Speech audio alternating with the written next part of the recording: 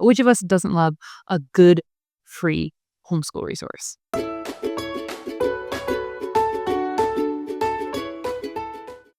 Hi and welcome. Thanks for joining me. So, if you're new here, I am a young homeschooling mom to three kiddos, and I'm a homeschool graduate myself. And today we are chatting all about free homeschool resources. Seriously, which one of us doesn't love a good free homeschool resource? I had 8 that I want to share with you today, but before we get started, I do want to mention that this video is part of a bigger collaboration with other homeschool moms who are also sharing their favorite free homeschool resources. So I will be linking the playlist to that in the description below. So check that out to see other moms' free resources, their recommendations for that. I will be checking out because I love a good homeschool resource that I don't have to pay for. Okay, so just to kind of jump in, like I said, I had 8, and as I was thinking about it, I do know there are lots of places to get homeschool resources, and I just want to list my 8 favorite, or the 8 that when I was thinking about it really came to mind as one either lesser known or something that I love to use, or both. Both are great. So let's get started. Okay, so first is the American History Education Project. I have done a whole video on this, so I'm not going to go into detail here. If you want to see the video on this resource, I will link that below or put a tag up here. But this is basically a free American history curriculum going through picture books. And basically what happens is if you go onto their site, you can download the free guides that gives you your activities, your projects, your whole curriculum guide. And then they really tried to use picture books that were from the library so that this could be completely free as much as possible. So you rent your library book, you use their guide, and I mean, that is your history curriculum. I love that they're using picture books to make it more enjoyable for kids, more just interesting. And they have some fun ideas to do along to incorporate more of his unit study style. So I would encourage you to check those out, especially if you're looking for an American history curriculum for the elementary grades. I think it could be a really good resource if you're on a tight budget. So that is my number one free curriculum. I think that's just a great resource, and I think it's amazing that they're offering it for free. Okay, 2, my second resource is going to be Living Books Press. Now, not as of all, Living Books Press, they basically living books, right? So Charlotte Mason Classical really emphasize using living literature that is alive and well written. And they republish a lot of public domain books, and I believe some that aren't in public domain as well. But the particular resource through them that I would recommend checking out if you're interested is they every month, I believe, they offer 2 of their ebooks for free. So they sell their books as a PDF download, as a hard copy or hardback or paperback. And every month, 2 of their books from their library of books that they sell, they offer as free PDF downloads. Now, if you don't want to buy books, if you don't mind reading online, or if you have a good printer and can print some of your own resources, I think that's a great resource. They're well edited, they're created already. It's so much easier than using a public domain book that's really poor editing or poor file quality. These are all nice and done well. And so if you go onto their site, you will see on the top bar, they generally have a link to their free books, and you can go down there and check out what they have. And like I said, every month they trade that through. So that's a great resource for free books. Okay, another one, and this is one that I have heard of nowhere, and I don't even remember how I ran across it. Ducksters. Great name, isn't it? I must have run across it when I was looking for ancient history resources because that's what we're going to be doing next year, and I've done a ton of research. But they have a lot more than just ancient history. They have history from the whole world span of history. They have geography, they have science. I'm trying to think what else they have. Along those, they have some games, resources. Anyhow, they have so you have to go through and click through to see what they have. But they basically have links for you click on world history, and they have all the different either time periods or the cultures that they have. And you click on that, and it has some reading, it has pictures, it has links, it has activities. They have a ton of information. Now, I don't know if I would use it as is written as a curriculum, although you totally could. But I think it's an excellent resource or additional material, or if you want to take it and go from there, I think they have some great information for free that's already written for you. If you're trying to assemble something really inexpensively, I think they could be a good resource for you. So you should check those out. Okay, next, number 4 is Teachers Pay Teachers. Now, I know this is a common place to go buy stuff, but I didn't realize how much free stuff they had.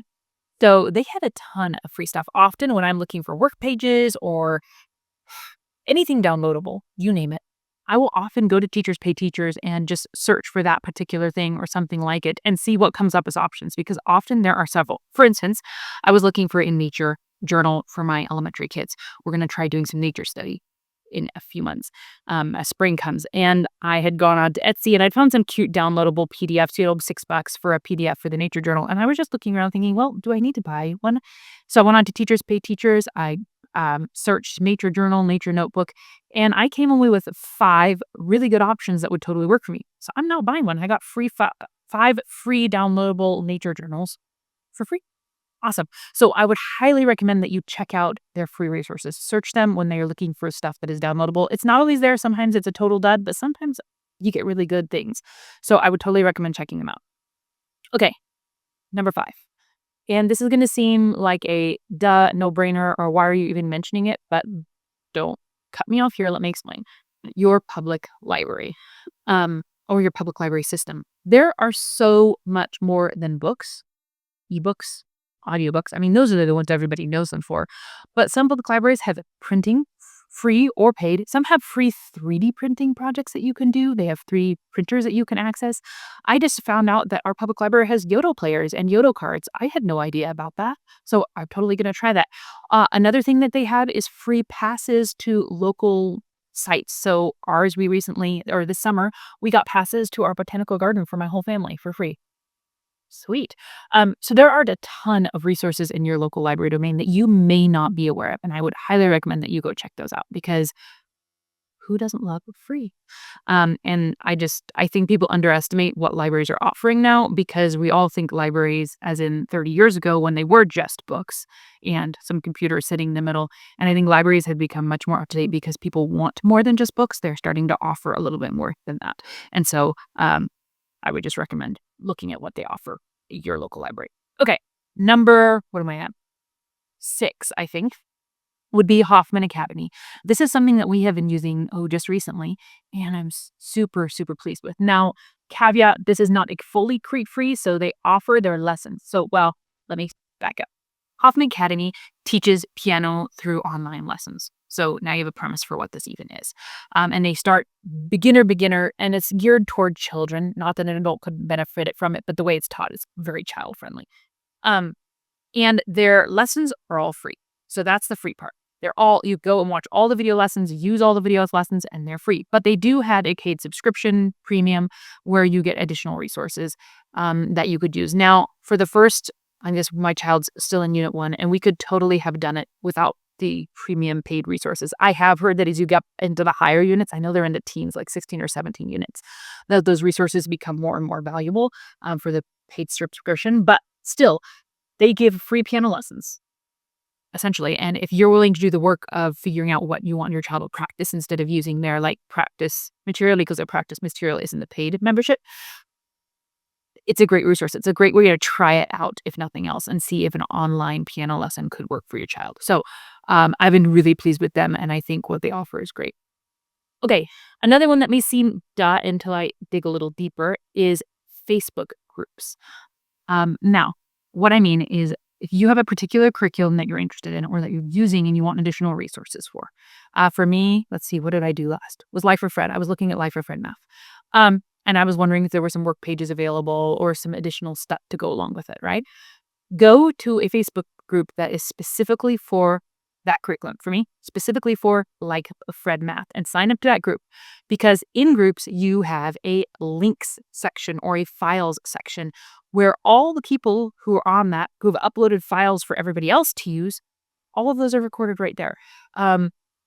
I have been using this feature and I have loved it, because people create worksheets, they create schedules, they create resource lists, they create, you name it, whatever people have wanted for specific curriculums, they create it. And often they share that for the people who they're chatting with in those groups, and those are available to you. And so I would highly recommend, if you're looking for something specific relating to a specific curriculum, join the Facebook groups, look in their files, because people have created PDFs, spreadsheets, Word documents, whatever they have in there that had made their lives easier, I'm sure, than with everybody else. And you can get some great resources that way. So that would be that one. Okay. And last, number 8, would be Ambleside Online. Now, This may need you no surprise because I have recently done a video sharing kind of about Ambleside Online and my thoughts on it and kind of how I want to use it.